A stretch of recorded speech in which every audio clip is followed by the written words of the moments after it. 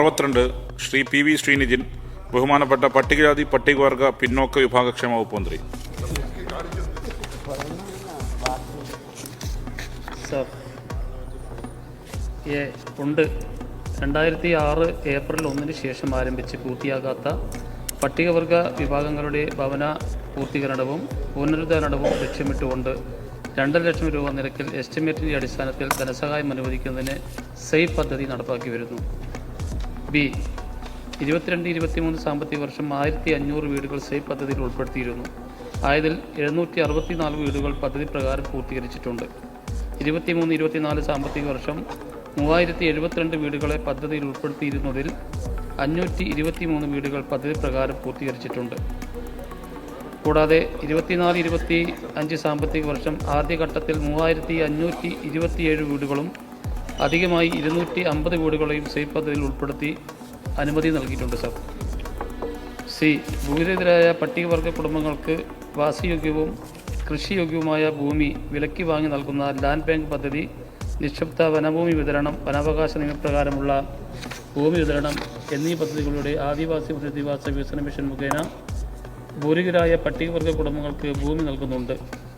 കൂടാതെ റവന്യൂ ഭൂമി വിതരണത്തിലൂടെയും ഭൂരഹിതർക്ക് ഭൂമി ലഭ്യമാക്കുന്നു.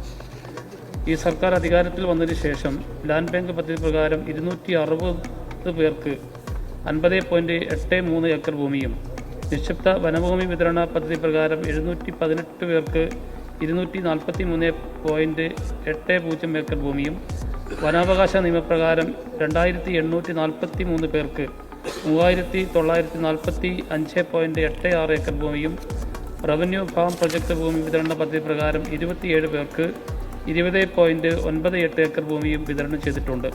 ഇത്തരത്തിൽ ആകെ 3848 പേർക്ക് 4261.47 ഏക്കർ ഭൂമിയാണ് സാർ വിതരണം ചെയ്തിട്ടുള്ളത്. ലാൻഡ് ബാങ്ക് പദ്ധതി പ്രകാരം വാങ്ങിയ 52.34 ഏക്കർ ഭൂമി കൂടി വിതരണം ചെയ്യുന്നതിനുള്ള നടപടി പദ്ധതി പ്രകാരം സ്റ്റേറ്റ് ലെവൽ എംപവർമെന്റ് കമ്മിറ്റി അംഗീകരിച്ച് 6.99 ഏക്കർ ഭൂമി കൂടി വാങ്ങുന്നതിനുള്ള നടപടി സ്വീകരിച്ചു വരുന്നു. ലാൻഡ് ബാങ്ക് പദ്ധതിക്കായി ഈ സർക്കാർ അധികാരത്തിൽ വന്ന ശേഷം 27.88 കോടി രൂപ ചെലവഴിച്ചിട്ടുണ്ട്. ഈ പദ്ധതികൾ പ്രകാരം വിവിധ ജില്ലകളിൽ അനുവദിച്ച ഭൂമിയുടെ വിശദാംശം സർ അനുബന്ധമായി ഇവിടെ സൂചിപ്പിക്കുന്നു, വിശദീകരിക്കുന്നില്ല. Shri P V Sreenijin. Sir, പട്ടികവർഗ വികസന വകുപ്പ് മുൻകാലങ്ങളിൽ അനുവദിച്ച നിരവധി ഭവനങ്ങൾ പൂർത്തീകരിക്കുന്നതിന് ലൈഫ് പദ്ധതിയിൽ എടുത്ത നടപടികളൊന്ന് വിശദീകരിക്കാമോ? ലൈഫ് ഭവന പദ്ധതിയിൽ പൂർത്തീകരിക്കുന്ന എടുത്ത നടപടികൾ പട്ടികജാതി പട്ടികവർഗത്തിൽ. സാർ, നമ്മൾ ഈ ലൈഫ് ഭവന പദ്ധതിയിൽ അതിനു മുമ്പ് തന്നെ പൂർത്തീകരിക്കാത്ത വീടുകളുണ്ട് സാർ. അപ്പോൾ അത്തരം വീടുകൾ പൂർത്തീകരിക്കുന്നതിന് വേണ്ടിയിട്ട് 2 രീതിയിലാണ് പദ്ധതി നടപ്പാക്കുന്നത്. ഒന്ന്, ലൈഫ് പദ്ധതിയിലെ സേഫ് ഫണ്ടിൽ 2006 മുമ്പുള്ള സേഫ് ഫണ്ടിൽ ഉൾപ്പെടുത്തി പൂർത്തീകരിക്കാത്ത വീടുകൾ പൂർത്തീകരിച്ചു വരുന്നു. അതിനുശേഷം ഈ സൂചിപ്പിച്ചതുപോലെ സേഫ് പദ്ധതിയിലും പൂർത്തീകരിക്കാത്ത വീടുകൾ പൂർത്തീകരിച്ച് വരുന്നുണ്ട്. ഹെഡ്ഫോൺ വെച്ചോ? സെക്കൻഡ് ക്വസ്റ്റ്യൻ മിനിസ്റ്ററോട് ഇരിക്കും. സർ, സർക്കാർ നടപ്പിലാക്കിയ സേഫ് പദ്ധതി ഏറെ ജനോപകാരപ്രദമായിരുന്നു. ഈ പദ്ധതിയിൽ കൂടുതൽ ഗുണഭോക്താക്കളെ ഉൾപ്പെടുത്തുന്നതിനുള്ള നടപടികൾ സ്വീകരിക്കും. സാർ, ഞാൻ നേരത്തെ പറഞ്ഞ ചോദ്യത്തിൽ ആ കാര്യങ്ങളുണ്ട് സാറ്. അത് കൂടുതൽ ഗുണഭോക്താക്കളെ ഈ പദ്ധതിയിൽ ഉൾപ്പെടുത്തി അതിൻ്റെ സേവനം ലഭ്യമാക്കുന്നതിനുള്ള നടപടിയാണ് ഇപ്പോൾ സ്വീകരിച്ചു വരുന്നത്. Shri K Unnikrishnan. Sir, land bank പദ്ധതി വഴിയും പട്ടികവർഗ പുനരധിവാസ മേഖലകളിലും ഭൂമി വാങ്ങി അടിസ്ഥാന സൗകര്യ വികസനത്തിനായി നാളിതുവരെ സ്വീകരിച്ച നടപടികൾ വിശദീകരിക്കാമോ? മിനിസ്റ്റർ. സാർ, ലാൻഡ് ബാങ്ക് പദ്ധതി പ്രകാരം ഇപ്പോൾ കേരള സർക്കാരിൻ്റെ നയം എല്ലാവർക്കും ഭൂമി എന്നുള്ള ഒരു നയമാണ് സാർ ഇവിടെ നടപ്പാക്കിക്കൊണ്ടിരിക്കുന്നത്. അതുപ്രകാരം തിരുവനന്തപുരം ജില്ല പട്ടികവർഗ ഭൂരഹിതർ ഇല്ലാത്ത ജില്ലയായി നേരത്തെ തന്നെ പ്രഖ്യാപിച്ചിരുന്നല്ലോ. പട്ടികവർഗ ഭൂരഹിതർ ഇല്ലാത്ത സംസ്ഥാനമായി പ്രഖ്യാപിക്കുവാൻ സ്വീകരിച്ച നടപടി എല്ലാവർക്കും ഭൂമി, എല്ലാവർക്കും ഭൂമിക്കും രേഖ എന്നതാണ് ഈ സർക്കാരിൻ്റെ നയം. ലാൻഡ് ബാങ്ക് പദ്ധതി നിക്ഷിപ്ത വനഭൂമി വിതരണം, റവന്യൂ ഭൂമി, ഫാം പ്രൊജക്ട് ഭൂമി വിതരണം എന്നിവയിലൂടെയും അതേപോലെ തന്നെ വനാവകാശ നിയമപ്രകാരമുള്ള പദ്ധതിയിലും ഉൾപ്പെടുത്തിയാണ് ഈ ഭൂമി ലഭിക്കാത്ത കുടുംബങ്ങൾക്ക് ഭൂമി ലഭ്യമാക്കുന്നതിന് വേണ്ടിയിട്ടുള്ള നടപടി ഇപ്പോൾ വകുപ്പ് സ്വീകരിച്ചു വരുന്നത്. ശ്രീ ലിൻഡോ ജോസഫ്. സാർ, ഭൂരഹിത പട്ടികവർഗക്കാരുടെ പുനരധിവാസം ഏറ്റവും ഫലപ്രദമായിട്ടാണ് നമ്മുടെ ഗവൺമെൻറ് നടപ്പിലാക്കിക്കൊണ്ടിരിക്കുന്നത്. സാർ, എൻ്റെ ചോദ്യം, വനാവകാശ നിയമപ്രകാരം എത്ര അപേക്ഷകൾ ഇനി തീർപ്പാക്കാനുണ്ട് എന്നും പ്രസ്തുത നിയമപ്രകാരം അനുവദിച്ച ഭൂമി റവന്യൂ വില്ലേജായി മാറ്റുന്നതിന് സ്വീകരിച്ച നടപടികൾ എന്തെല്ലാമെന്ന് വ്യക്തമാക്കാം. സർ, വനാവകാശ നിയമപ്രകാരം വ്യക്തിഗത അവകാശത്തിനാണെങ്കിൽ 2347 അപേക്ഷകളും സാമൂഹിക വനാവകാശത്തിനായി ലഭിച്ച 280 അപേക്ഷകളും വികസന അവകാശത്തിനായി ലഭിച്ച 81 അപേക്ഷകളും തീർപ്പ് കൽപ്പിക്കാനുണ്ട് സർ. അതോടൊപ്പം തന്നെ നമ്മുടെ ഗവൺമെൻറ് റവന്യൂ വകുപ്പ് മന്ത്രി തന്നെ താല്പര്യമെടുത്തുകൊണ്ട് ഇത്തരം രേഖ കൊടുത്ത രേഖ അവകാശം സ്ഥാപിക്കുന്നതിൻ്റെ ഭാഗമായിട്ട് നമ്മുടെ റവന്യൂ വകുപ്പ് മന്ത്രി തന്നെ 3/2/2025 ഒരു പുതിയ ഉത്തരവ് ഇറക്കിയിട്ടുണ്ട് സാർ. അതായത് റവന്യൂ വില്ലേജുകളായി പരിവർത്തനം ചെയ്യുന്നതിന് ജില്ലാ കളക്ടർമാരെ ചുമതലപ്പെടുത്തിയിട്ടുണ്ട്. Shri M S Arunkumar. Sir, land bank പദ്ധതി പ്രകാരം ഭൂമി വാങ്ങുന്നതിന് നിലവിലുള്ള മാനദണ്ഡങ്ങൾ പ്രകാരം ചുരുങ്ങിയത് 1 ഏക്കർ ഭൂമി വേണമെന്നുണ്ട്. എന്നാൽ സംസ്ഥാനമൊട്ടാകെ ഇത് നടപ്പിലാക്കാൻ പ്രായോഗികമായി സാധിക്കാത്ത സാഹചര്യമുണ്ട്. ഈ പ്രയാസം മറികടക്കുന്നതിന് ആവശ്യമായ നടപടി സ്വീകരിക്കുമെന്നുള്ളതാണ് ചോദ്യം. സാർ, ബഹുമാനപ്പെട്ട MLA സൂചിപ്പിച്ചത് ശരിയാണ് സാറ്. നമ്മളിപ്പോൾ ഭൂമി ഇല്ലാത്തവർക്ക് ഭൂമി വാങ്ങി കൊടുക്കുന്നതിന് വേണ്ടിയിട്ട് ഭൂമി അന്വേഷിക്കുമ്പോൾ 1 ഏക്കർ എങ്കിലും ഭൂമിയുള്ള ഗുണഭോക്താക്കളിൽ നിന്ന് മാത്രമേ നമുക്ക് ഭൂമി വാങ്ങാൻ സാധിക്കുകയുള്ളൂ. ബഹുമാനപ്പെട്ട MLAയുടെ ആലപ്പുഴ ജില്ല പോലെയുള്ള ജില്ലകളിൽ അത്തരം കാര്യങ്ങൾ പരിശോധിക്കുമ്പോൾ വളരെ പ്രയാസമാണ് സാർ. 1 ഏക്കർ ഭൂമിയുള്ള ആൾക്കാരെ കണ്ടുകിട്ടാൻ വളരെ ബുദ്ധിമുട്ടാണ്. അതുകൊണ്ട് അത്തരം കാര്യങ്ങളിൽ ഇളവ് അനുവദിക്കുന്ന കാര്യം വകുപ്പ് പരിശോധിച്ച് വരുന്നു sir. Shri A P Anilkumar. Sir, വനാവകാശ നിയമം അനുസരിച്ച് ആദിവാസികൾക്ക് ലഭിക്കേണ്ട ഭൂമി നൽകുന്നതിനാവശ്യമായ നടപടി സ്വീകരിക്കുന്ന സാഹചര്യത്തിലാണ് വളരെയധികം ഭൂമി ഇന്ന് സ്വകാര്യ വ്യക്തികളുടെ കയ്യിലാണ്. ഗവൺമെന്റിന്റെ കയ്യിൽ പോലും ഇന്ന് ഈ വനാവകാശ നിയമം മൂലം നൽകേണ്ട ഭൂമിയുണ്ട്. സർ, ആ ഭൂമി അവർക്ക് തന്നെ നൽകാനുള്ള ശ്രമം ഗവൺമെന്റ് ഒരു ഭാഗത്ത് നടത്തിക്കൊണ്ടിരിക്കുമ്പോൾ തന്നെ മുൻകാല ഗവൺമെന്റ് എടുത്തൊരു തീരുമാനമുണ്ട്. തിരിച്ചു പിടിക്കാൻ കഴിയാത്ത ഭൂമിക്ക് പകരമായി ഗവൺമെന്റ് റവന്യൂ ലാൻഡ് നൽകുക എന്നുള്ളത്. സർ, അത്തരത്തിൽ വനാവകാശ നിയമം അനുസരിച്ച് ആദിവാസികൾക്ക് ലഭിക്കേണ്ട പൂർണ്ണ ഭൂമി സ്വകാര്യ വ്യക്തികൾ കൈവശം വെച്ചിട്ടുള്ള ഭൂമി തിരിച്ചു പിടിക്കാൻ കഴിഞ്ഞിട്ടുണ്ടോ, അല്ലെങ്കിൽ അതിന് പകരമായി റവന്യൂ ലാൻഡ് അവർക്ക് കൊടുക്കുവാനുള്ള എന്തെങ്കിലും നടപടി സ്വീകരിച്ചിട്ടുണ്ടോ? Yes minister. സാർ, ഇപ്പോൾ കണക്ക് പ്രകാരം ഇനി പട്ടികവർഗ വിഭാഗത്തിന് കേരളത്തിൽ 5736 പേർക്കാണ് സാർ ഇനി ഭൂമി ലഭ്യമാക്കാനുള്ളത്. ഇപ്പോൾ ബഹുമാനപ്പെട്ട MLA ഇവിടെ സൂചിപ്പിച്ചതുപോലെ ഈ പറയുന്ന കാര്യങ്ങളൊക്കെ കുറേയൊക്കെ ആദിവാസികളുടെ ഭൂമി, അന്യാധീനപ്പെട്ട ഭൂമി എന്ന നിലയ്ക്കും അതുപോലെ തന്നെ മറ്റ് സർക്കാർ ഭൂമിയൊക്കെ മറ്റ് വിവിധ ഏജൻസികളൊക്കെ തന്നെ കൈവശം വെച്ചതായി ശ്രദ്ധയിൽപ്പെട്ടിട്ടുണ്ട്. ആ കാര്യങ്ങളൊക്കെ ഗവൺമെൻറ് നയപരമായിട്ടുള്ള തീരുമാനത്തിൻ്റെ അടിസ്ഥാനത്തിൽ മാത്രമേ സാർ നമുക്ക് നടപടി സ്വീകരിക്കാൻ സാധിക്കുകയുള്ളൂ. Shri G Stephen. സാർ, നിലവിൽ തിരുവനന്തപുരം ജില്ലയെ പട്ടികവർഗ ഭൂരഹിതർ ഇല്ലാത്ത ജില്ലയായി പ്രഖ്യാപിച്ചിട്ടുണ്ട്. ഇതേ നടപടിയുടെ അടിസ്ഥാനത്തിൽ സംസ്ഥാനത്തെ പട്ടികവർഗക്കാർക്ക് പൂർണ്ണമായി ഭൂമി ലഭിക്കുന്ന സംസ്ഥാനമായി പ്രഖ്യാപിക്കുന്നതിനുള്ള എന്തെല്ലാം നടപടികളാണ് സ്വീകരിച്ചിട്ടുള്ളതെന്ന് വിശദീകരിക്കാം. Yes minister. സാർ, ഞാനിത് സൂചിപ്പിച്ചു സാർ, ഇനി ശേഷിക്കുന്നത് ഞാൻ പറഞ്ഞു, ശേഷിക്കുന്ന കുടുംബങ്ങൾ 5736 കുടുംബങ്ങൾ മാത്രമാണ് ഇനി സാർ കേരളത്തിൽ പട്ടികവർഗത്തിലായിട്ട് ഭൂമി ലഭിക്കാനുള്ളത്. അപ്പോൾ അത്തരം ആൾക്കാർക്ക് ഏതായാലും ഈ ഗവൺമെൻറ് കാലത്ത് തന്നെ പൂർണ്ണമായിട്ട് ഭൂമി കൊടുത്ത് തീർക്കുന്നതിന് വേണ്ടിയിട്ടുള്ള ഒരു യുദ്ധകാല പരിശോധനയും നടപടികളുമാണ് സാർ സ്വീകരിച്ചു വരുന്നത്. ഇപ്പോൾ ശ്രീ അനൂപ് ജേക്കബ്. പട്ടികജാതി വിദ്യാർത്ഥികൾക്ക് വിദേശ പഠന സഹായത്തിനും പുറത്തുള്ള വിദ്യാലയങ്ങളിലെ കോളേജുകളിലൊക്കെ പഠിക്കുന്നതിന് ധനസഹായം നൽകുന്നുണ്ട്. അതിന് വലിയ കാലതാമസം ഇപ്പോൾ ഉണ്ടാകുന്നുണ്ട്. അതിന് ഗവൺമെൻറ് ശ്രദ്ധയിൽ കൊണ്ടുവന്നിരുന്നൊരു വിഷയമാണ്. അപ്പോൾ ഈ പഠന സഹായത്തിനുള്ള ഗഡുക്കളായിട്ടാണ് സാമ്പത്തിക സഹായം നൽകുന്നത്. അതിന് കാലതാമസം വരുന്നത് ഒഴിവാക്കാനുള്ള നടപടികൾ സ്വീകരിക്കുമോ എന്നുള്ളതാണ് മിനിസ്റ്റർ. സാർ, ഇപ്പോൾ ഒരു കാലതാമസം ഉണ്ടാകുന്നു എന്നുള്ളത് ഇവിടെ ചൂണ്ടിക്കാണിച്ച് ശരിയാണ് സാർ. ഇപ്പോൾ കൊടുത്തുകൊണ്ടിരിക്കുന്നത് അവസാനം ഒന്നിച്ച് കൊടുക്കുന്ന ഒരു രീതിയാണ് നമ്മളിപ്പോൾ സ്വീകരിച്ചുകൊണ്ടിരിക്കുന്നത്. ഈ സാമ്പത്തിക വർഷം അവസാനമാകുമ്പോൾ ഒന്നിച്ച് കൊടുക്കുമ്പോൾ കുട്ടികൾക്കത് പ്രയോജനപ്പെടുന്നില്ല എന്നുള്ള ഒരു രീതിയാണ് ഇപ്പോൾ ശ്രദ്ധയിൽപ്പെട്ടിട്ടുള്ളത്. അതേസമയത്ത് നമ്മൾ നേരത്തെ ഗഡുക്കളായിട്ടാണ് കൊടുത്തുകൊണ്ടിരിക്കുന്നത്. അപ്പോൾ ഈ ബഹുമാനപ്പെട്ട MLA ചൂണ്ടിക്കാണിച്ച് ശരിയാണ്. ആ കാര്യങ്ങൾ എങ്ങനെയാണ് ഈ പ്രയാസം ഒഴിവാക്കുന്ന കാര്യം ഇപ്പോൾ പരിശോധിച്ച് വരികയാണ് sir. Yes, Shrimati Shanthakumari. Sir, ഭൂരഹിത ഭവനരഹിതരെ പ്രതിരോധിക്കാനുള്ള സംസ്ഥാന ഗവൺമെൻറ് ഇനീഷ്യേറ്റീവിനെ അഭിനന്ദിക്കുകയാണ്. ഭൂരഹിതരായ പട്ടികവർഗ ജനവിഭാഗങ്ങൾ ഇവിടെ സൂചിപ്പിച്ചതുപോലെ ലാൻഡ് ബാങ്ക് എന്ന പദ്ധതി വളരെ ശ്രദ്ധേയമാണ്.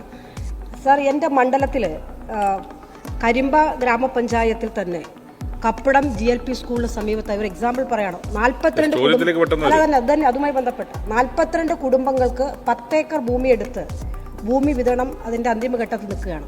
പക്ഷെ ഇങ്ങനെ ഭൂമി എടുത്ത് വിതരണം ചെയ്ത് ഭൂമി ഉടമസ്ഥരാകുമ്പോൾ മറ്റൊരു പ്രശ്നം ഉയരുന്നത് വീടില്ല എന്നുള്ളതാണ്. അതേസമയം ഇവിടെ നമ്മൾ ലൈഫ് പദ്ധതിയിൽ അവർ ഉൾപ്പെട്ടിട്ടുമില്ല. അങ്ങനെയുള്ള ഭവനരഹിതർ പിന്നീട് ഉണ്ടാവുകയാണ്. അവർക്ക് വേണ്ടി പ്രത്യേക പദ്ധതി ഗവൺമെൻറ് പ്രത്യേകമായി താല്പര്യമെടുത്ത് ചെയ്യാൻ താല്പര്യമെടുക്കുന്നു എന്നാണ് എൻ്റെ ചോദ്യം. സാർ, അങ്ങനെയുള്ള കുടുംബത്തിന് ഈ സെറ്റിൽമെൻ്റ് എന്ന നിലയ്ക്ക് TRDM പ്രകാരം പ്രത്യേക ഒരു പദ്ധതി വകുപ്പ് നടപ്പാക്കി വരുന്നുണ്ട്.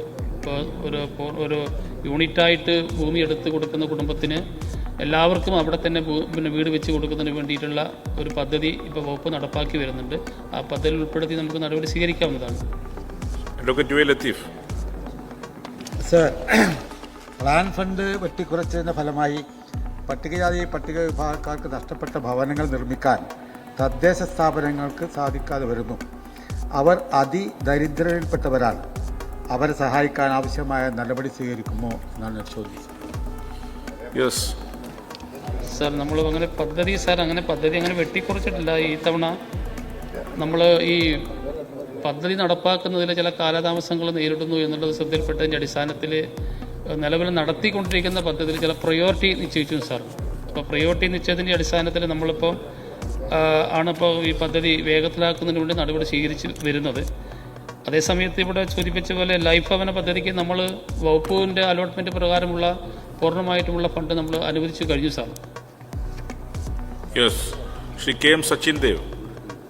മലപ്പുറം ജില്ലയിലെ 570 ഭൂരഹിതരായ പട്ടിക വിഭാഗക്കാർക്ക് ഭൂമി വിതരണം ചെയ്തതായി ശ്രദ്ധയിൽപ്പെട്ടു. സമാനമായ നിലയിൽ മറ്റു ജില്ലകളിലും വേഗതയിൽ ഭൂമി വിതരണ നടപടി നടപ്പിലാക്കുമോ? കോഴിക്കോട് ജില്ലയെ സംബന്ധിച്ച് പ്രത്യേകമായി എന്തെങ്കിലും വിവരങ്ങൾ മന്ത്രിയുടെ ശ്രദ്ധയിലുണ്ടോ? സാർ, ഇവിടെ നേരത്തെ സൂചിപ്പിച്ചു ഞാൻ ഇപ്പോൾ ആവർത്തിച്ച് പറയുന്നത് 5736 കുടുംബങ്ങൾക്കാണ് ശേഷിക്കുന്നത് പറഞ്ഞു. മലപ്പുറം ജില്ലയിൽ അതുപോലെ തന്നെ തിരുവനന്തപുരം ജില്ലയിലൊക്കെ നമ്മൾ ഒരു പൂർണ്ണത കൈവരിക്കുകയാണ് സാർ. അതേപോലെ തന്നെ തിരുവനന്തപുരം ഒഴിച്ച് ബാക്കി ശേഷിക്കുന്ന 13 ജില്ലയിലും ഈ ഗവൺമെൻറ് നടപ്പാക്കിക്കൊണ്ടിരിക്കുന്ന എല്ലാവർക്കും ഭൂമി, എല്ലാ ഭൂമിക്കും രേഖ എന്ന പദ്ധതിയിലും വനാവകാശ പ്രകാരവും അതേപോലെ തന്നെ ഈ ലാൻഡ് ബാങ്ക് പദ്ധതി പ്രകാരവും മെച്ചഭൂമി ഇങ്ങനെ തുടങ്ങിയിട്ടുള്ള എല്ലാ ഭൂമികളും കണ്ടെത്തി പൂർണ്ണമായും എല്ലാ കുടുംബത്തിനും ഭൂമി ലഭ്യമാക്കുന്നതിന് വേണ്ടിയിട്ടുള്ള യുദ്ധകാല നടപടി തന്നെയാണ് സാർ വകുപ്പ് സ്വീകരിച്ചു വരുന്നത്. ശ്രീ നജീബ് കാന്തപുരം. നിയോജകമണ്ഡലത്തിൽ 3 പട്ടികവർഗ കോളനികളുണ്ട്. ഇതിലെ പ്രധാന പ്രശ്നം പട്ടികവർഗ വിഭാഗങ്ങൾ ഒരുമിച്ച് താമസിക്കുന്ന പ്രദേശങ്ങളിൽ നിന്ന് വ്യത്യസ്തമായി വലിയൊരു പ്രശ്നമുള്ളത് ഒറ്റപ്പെട്ട് താമസിക്കുന്ന സ്ഥലങ്ങളാണ്. ഇവിടെ ഇവർക്ക് ഭൂമിയില്ല എന്ന് മാത്രമല്ല, ഇനി ഭവനത്തിന് വേണ്ടി ഭൂമി ഉള്ളവർക്ക് തന്നെ ഭവന നിർമ്മാണത്തിന് വേണ്ടി നമ്മൾ ലൈഫ് പദ്ധതിയിൽ വെക്കുമ്പോൾ 4 ലക്ഷം രൂപ ഗഡുക്കളായിട്ടാണ് ലഭിക്കുന്നത്. ഇതിൽ ഏറ്റവും പ്രധാനപ്പെട്ട ഒരു പ്രശ്നം സർ, ഒരൊറ്റ പോയിന്റ്, വളരെ പ്രധാനപ്പെട്ട ഒരു പോയിന്റാണ്. ഇവർക്ക് നിലവിലുള്ള വളരെ ചെറിയൊരു വീടായിരിക്കും. ആ വീട് പൂർണ്ണമായിട്ടും പൊളിച്ചതിന് ശേഷമായിരിക്കും അവർ വീട് നിർമ്മാണമാവുക. അപ്പം ശരിക്കും പറഞ്ഞാൽ ഇവർക്കുള്ള വീടും നഷ്ടപ്പെട്ട് പൂർണ്ണ ഭവനരഹിതരായി മാറുന്ന അവസ്ഥയാണ്. അതുകൊണ്ട് 4 ലക്ഷം എന്നുള്ളത് വർദ്ധിപ്പിച്ച് അവർക്ക് ഭവന നിർമ്മാണത്തിന് ആവശ്യമായ തുകയായി അത് ഉയർത്താൻ സർക്കാരിന് താല്പര്യമുണ്ടോ? സാർ, നമ്മൾ പൊതുവേ ഈ പട്ടികവർഗ വിഭാഗത്തിന് 6 ലക്ഷം രൂപ എന്ന നിരക്കിൽ തന്നെ ആണ് സാർ ഇപ്പോൾ കൊടുത്തു വരുന്നത്. ഇവിടെ ചൂണ്ടിക്കാണിച്ചതുപോലെ ഈ സ്കാറ്റേഡായിട്ട് ചില വീടുകൾ നമ്മുടെ മണ്ഡലങ്ങളിലും ജില്ലകളിലൊക്കെ ഉണ്ട് എന്നുള്ളത് ശരി തന്നെയാണ്. അപ്പോൾ വളരെ റിമോട്ട് ഏരിയയിലൊക്കെ താമസിക്കുന്ന കുടുംബങ്ങൾക്ക് നമുക്ക് കൺവീനിയൻസ് ചാർജായിട്ട് നമുക്ക് അധിക തുക അനുവദിച്ചുകൊണ്ട് അവരുടെ വീടൊക്കെ പൂർത്തീകരിക്കുന്നതിന് വേണ്ടിയിട്ട് നിലവിൽ നമുക്ക് അതിൻ്റെ നിയമസാധുതയുണ്ട് സാർ. ആ കാര്യങ്ങളൊക്കെ പരിശോധിച്ച് നമുക്ക് കാര്യങ്ങൾ ചെയ്യാം. Yes, Shri Mathew T Thomas. Sir, ഈ നവംബർ മാസം 1-ാം തീയതിയോടുകൂടി അതിദരിദ്രരില്ലാത്ത സംസ്ഥാനമായി കേരളത്തെ പ്രഖ്യാപിക്കാനുള്ള നടപടികളിലേക്ക് സർക്കാർ നീങ്ങിക്കൊണ്ടിരിക്കുകയാണ്. ഏതാണ്ട് 60,000-ത്തിലധികം കുടുംബങ്ങളെ തിരഞ്ഞെടുത്തതിൽ എത്ര പട്ടികവർഗ കുടുംബങ്ങളുണ്ട്, പട്ടികജാതി കുടുംബങ്ങളുണ്ട്, അവരെ അതിദരിദ്ര ഗണത്തിൽ നിന്ന് ഉയർത്തുവാൻ വേണ്ടി എടുത്തിരിക്കുന്ന നടപടികളെ സംബന്ധിച്ച് ഒന്ന് സൂചിപ്പിക്കാം. Yes minister. സാർ, അത് സംബന്ധിച്ച് അതിദരിദ്രരെ സംബന്ധിച്ച് വ്യക്തമായിട്ടുള്ള കണക്ക് ഇപ്പോൾ എൻ്റെ കയ്യിലില്ല സാർ. പക്ഷേ നമ്മുടെ ബഹുമാനപ്പെട്ട മുഖ്യമന്ത്രിയുടെ സാന്നിധ്യത്തിൽ തന്നെ അതിദരിദ്രരില്ലാത്ത കേരളം സൃഷ്ടിക്കുന്നതിൻ്റെ ഭാഗമായി നമ്മൾ 3 തവണ അതിൻ്റെ മീറ്റിങ്ങിൽ കൂടി കാര്യങ്ങൾ വിശദമായി പരിശോധിച്ച് അത്തരം കാര്യങ്ങൾ പരിഹരിക്കുന്നതിന് വേണ്ടി നടപടി സ്വീകരിച്ചു വരുന്നു. ഈ കൃത്യമായിട്ടുള്ള കണക്ക് ഇവിടെ എടുത്തിട്ടില്ല sir. Yes, K U Janeesh Kumar. Sir, അങ്ങ് തന്നെ നേരിട്ടെത്തി മനസ്സിലാക്കിയിട്ടുള്ളതാണ് ഗവി വനാന്തരങ്ങളിൽ അലഞ്ഞു നടക്കുന്ന വനവാസി സമൂഹത്തിൻ്റെ പ്രശ്നങ്ങൾ. അങ്ങ് തന്നെ മുൻകൈയെടുത്ത് അവർക്ക് വീട് നിർമ്മിച്ചു നൽകുന്നതിന് വേണ്ടി പദ്ധതി തയ്യാറാക്കിയിരുന്നു. വൈദ്യുതി വകുപ്പ് ഇപ്പോൾ 4 ഏക്കർ ഭൂമി പട്ടികവർഗ വകുപ്പിന് കൈമാറിയിട്ടുണ്ട്. ആ ഭൂമിയിൽ വീട് നിർമ്മിച്ചു നൽകുന്നതിനാവശ്യമായ നടപടികൾ വേഗത്തിൽ സ്വീകരിക്കാൻ കഴിയുമോ സാർ?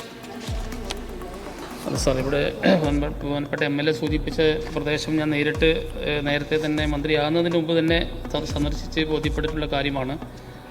അതിൽ ഈ കാലതാമസം നേരിട്ടത് അവർ താമസിക്കുന്ന ഭൂമി നമ്മുടെ വൈദ്യുതി വകുപ്പിൻ്റെ കൈവശമുണ്ടായിരുന്ന ഒരു ഭൂമി എന്ന നിലയ്ക്ക് അതിൻ്റെ നടപടിക്രമങ്ങൾ പൂർത്തീകരിച്ച് വരുന്നതിനുള്ള കാലതാമസമാണ് നേരിട്ടിട്ടുള്ളത്. ആ പൂർത്തീകരിച്ച സ്ഥിതിക്ക് വകുപ്പിൻ്റെ TRD പദ്ധതി പ്രകാരം ആ ഉന്നതി ഒരു യൂണിറ്റായിട്ട് എടുത്തുകൊണ്ട് അവിടെ നമുക്ക് എത്രയും പെട്ടെന്ന് നമുക്ക് വീട് കൊടുക്കാനുള്ള നടപടി സ്വീകരിക്കാം. ശ്രീ KP മോഹനൻ. സർ, കണ്ണൂർ ജില്ലയിലെ കണ്ണവം കോളനിയിൽ എൻ്റെ നിയോജകമണ്ഡലത്തിൽപ്പെട്ടവരിൽ ഒരു യുവതിയെ ഏകദേശം 40 ദിവസത്തോളമായി കാണാതായിട്ട്. പട്ടികജാതി വർഗത്തിൽപ്പെട്ടവരാണ് അവർ ഒരു കുടിലാണ് താമസിക്കുന്നത്.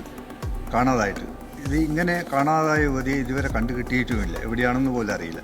പക്ഷേ ഇതിന് ഒരു സംവിധാനം എന്ന് ഇപ്പോൾ എല്ലാ സ്ഥലത്തും ആരെങ്കിലും കാണാതായാലൊക്കെ തന്നെ അവരെവിടെ പോയി എന്ന് കാണാൻ CCTV ക്യാമറകളുണ്ട് സാർ.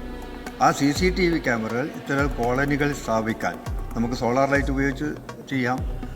സ്ഥാപിക്കാനുള്ള നടപടികൾ സ്വീകരിക്കുമോ എന്നതാണ് എൻ്റെ ചോദ്യം. CCTV ക്യാമറകൾ സ്ഥാപിക്കുമോ കോളനി പട്ടികജാതി? സാർ, ആ കാര്യങ്ങൾ വിശദമായി പരിശോധിച്ചിട്ട് ഈ പറയുന്ന കാര്യം ശരിയാണ്. പിന്നെ ഇവിടെ കുട്ടിയെ കാണാതായ കാര്യം ബഹുമാനപ്പെട്ട MLA തന്നെ ശ്രദ്ധയിൽപ്പെടുത്തുകയും അവിടെ തന്നെ ഒരു ആക്ഷൻ കമ്മിറ്റിയൊക്കെ രൂപീകരിച്ച് MLAയുടെ സാന്നിധ്യത്തിൽ തന്നെ പരിശോധനയും മറ്റു കാര്യങ്ങളൊക്കെ ആഴ്ചകളായി നടത്തിയെങ്കിലും നമുക്ക് ഈ സഹോദരിയെ നമുക്ക് കണ്ടെത്താൻ വേണ്ടി സാധിച്ചിട്ടില്ല. അതിൻ്റെ പശ്ചാത്തലത്തിൽ എല്ലാ കോളനികളിലും ഈ CC ക്യാമറ വെക്കുന്ന കാര്യങ്ങൾ പരിശോധിച്ചുകൊണ്ട് മാത്രമേ സാർ